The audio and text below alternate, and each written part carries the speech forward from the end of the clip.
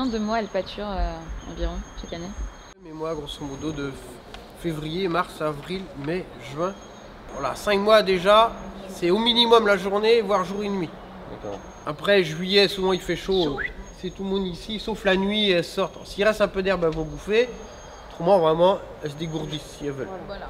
Bon, elles vont dormir à la ça, c'est fraîche. juillet. Et après, t'as août, c'est à peu près pareil. Après, septembre, octobre, novembre, jusqu'à Noël, elles pâturent. Donc déjà, elles mangent ici, pour ceux qui ne savent pas. Donc, on les nourrit tous les jours. Donc tous les jours, on nettoie tout et on recharge. Et donc là-dedans, il y a... On doit être à 3 tonnes 8 là, en ce moment. Sur les 3 tonnes 8, il y a 800 kg d'ensilage d'herbe. On pourra aller voir tout à l'heure là. 2 tonnes 100, 700, je sais plus, de maïs ensilage. Il y a 3 kg de soja non OGM par vache. Avant c'était OGM. Suite à c'est qui le patron, donc j'ai fait toutes mes petites études. Parce que bon, faut le faire. Bah oui. Dans le fond, je suis 100% d'accord, mais il faut que je gagne de l'argent quand même. Enfin, au moins que j'en perds pas. Déjà. Et donc du coup, parce que le sang, alors, il y a plusieurs solutions. Moi j'étais soja pur. Il y en a qui sont posés en colza. Ce colza est non OGM. Mais si on met du colza, il faut en mettre une fois et demie. Plus pour avoir la même quantité de protéines. Au niveau prix, c'était à peu près pareil, voire un peu plus cher. Bon. Autrement, on achète carrément des aliments du commerce, tout préfet en granulé, mais là, ça vaut les yeux de la tête. C'était pas valable. Donc, je me suis porté pour le soja non OGM.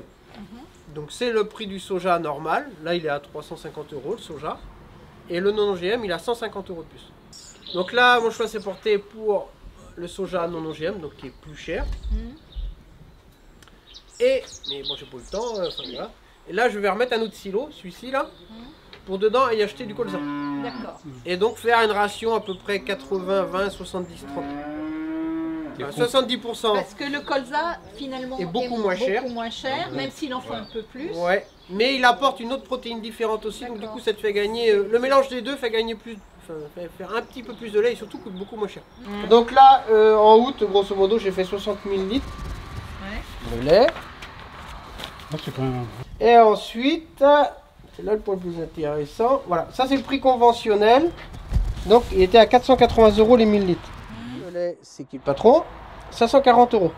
Ah oui, c'est quand même mieux. Hein.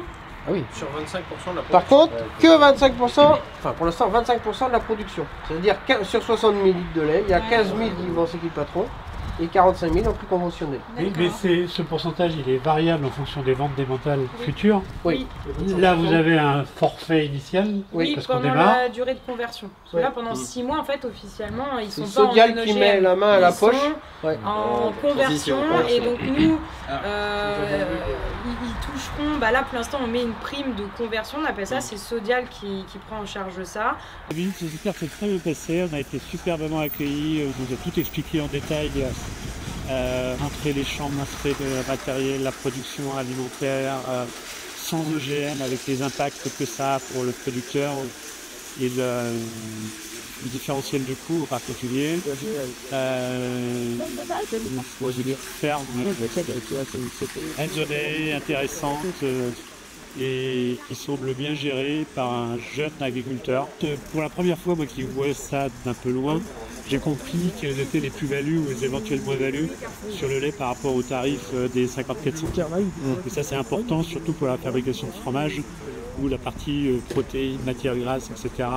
est encore plus importante que pour le lait de consommation courante.